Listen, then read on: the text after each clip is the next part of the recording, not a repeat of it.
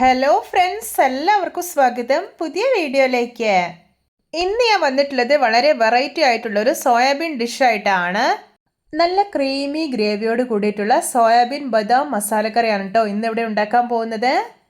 Video കണ്ടിട്ട് ഇഷ്ടപ്പെടുവാണെങ്കിൽ like ചെയ്യുക, ഷെയർ ചെയ്യുക, കമൻറ്റ് ചെയ്യുക, ചാനൽ സബ്സ്ക്രൈബ് ചെയ്യാനും മറക്കരുത്. പിന്നെ ഫേസ്ബുക്കിലൂടെയാണ് വീഡിയോ കാണുന്നതെങ്കിൽ പേജ് ഫോളോ കൂടി ചെയ്യണേ. ഒപ്പം നമുക്ക് നേരെ വീഡിയോയിലോട്ട് പോവാം. ഞാനിവിടെ ഒരു മിക്സിയുടെ ചെറിയ ജാർ എടുത്ത് വെച്ചിട്ടുണ്ട്. ഇതിലോട്ടൊരു 11 ബദാം ഇട്ട് കൊടുക്കാം. ഇത് ഞാനൊരു അരമണിക്കൂർ സോക്ക് ചെയ്തെടുത്തതിന് ശേഷം ഇതിൻ്റെ തൊലിയെല്ലാം കളഞ്ഞെടുത്തിട്ടുള്ളതാണ്. ഇനി ഇതിലോട്ടൊരു 4 ടേബിൾ സ്പൂൺ തൈര് ഒഴിച്ചു കൊടുക്കാം. എന്നിട്ട് നല്ല സ്മൂത്തായിട്ടൊന്ന് അരച്ചെടുക്കാം.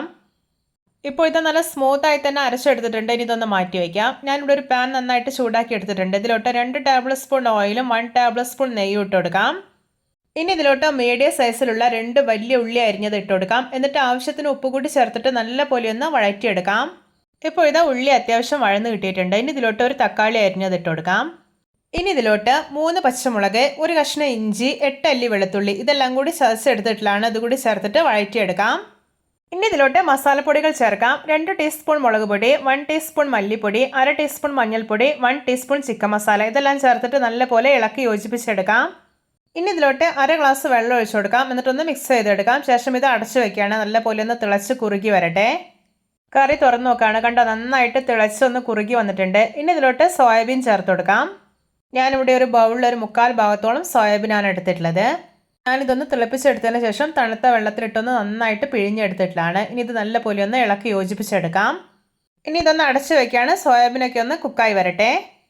കറി തുറന്നു നോക്കുകയാണ്. കണ്ടോ, സോയാബീനൊക്കെ നല്ല പാകത്തിന് തന്നെ കുക്കായി കിട്ടിയിട്ടുണ്ട്. ഇനി ഇതിലോട്ട് നമ്മൾ നേരത്തെ അരച്ച് മാറ്റി വെച്ചിരിക്കുന്ന ബദാമും തൈരുണ്ടല്ലോ അത് ചേർത്ത് കൊടുക്കാം. ഇനി ഇതിലോട്ടൊരു 1/4 ടീസ്പൂൺ ഗരം മസാലയും 1/4 ടീസ്പൂൺ കടായി മസാല കൂടി ചേർക്കാം. എന്നിട്ടൊന്ന് ഇളക്കി യോജിപ്പിച്ചെടുക്കാം. ഇനി ഇതൊന്ന് തിളച്ച് കുറുകി വരട്ടെ. ഇനി ഇതിലോട്ട് കുറച്ച് കറിവേപ്പിലയും മല്ലിയില അരിഞ്ഞത് കൂടി ഇട്ട് കൊടുക്കുന്നുണ്ട്. എന്നിട്ടൊന്ന് ഇളക്കിയെടുത്തതിന് ശേഷം ഇത് വാങ്ങി വെക്കാവുന്നതാണ്. ഇതാ നമ്മുടെ രുചികരമായിട്ടുള്ള സോയാബീൻ ബദാം മസാല ഗ്രേവി റെഡി. നോക്കിയേ, കാണുമ്പോൾ തന്നെ കൊതി വരുന്നില്ലേ. ബദാമൊക്കെ അരച്ച് ചേർത്തുകൊണ്ട് തന്നെ നല്ലൊരു ക്രീമി ഗ്രേവിയാണ് ഇതിന്. ചോറ്, ചപ്പാത്തി, പൊറോട്ട, വെള്ളപ്പം, ഗീ റൈസ് എന്തിൻ്റെ കൂടെ വേണമെങ്കിലും കഴിക്കാൻ പറ്റുന്ന നല്ല നോൺ വെജ് ടേസ്റ്റിലുള്ള ഒരു സോയാബീൻ ഡിഷാണ് കേട്ടോ ഇത്. ഇത് ഒരുപാട് അങ്ങ് ലൂസാക്കാതെ ഇതുപോലെ നല്ല തിക്നെസ്സോടെ ഉണ്ടാക്കണം. അപ്പോഴാണ് കഴിക്കാൻ നല്ല ടേസ്റ്റ് ഉള്ളത്. അപ്പോൾ എല്ലാവർക്കും എൻ്റെ സോയാബീൻ ബദാം മസാല ഗ്രേവി റെസിപ്പി ഇഷ്ടപ്പെട്ടെന്ന് വിചാരിക്കുന്നു. ഇഷ്ടപ്പെട്ടാൽ സപ്പോർട്ട് ചെയ്യാൻ മറക്കരുതേ. അപ്പോൾ ഇതുപോലെയുള്ള വെറൈറ്റി വീഡിയോകളായി നമുക്ക് വീണ്ടും കണ്ടുമുട്ടാം. Okay, bye bye.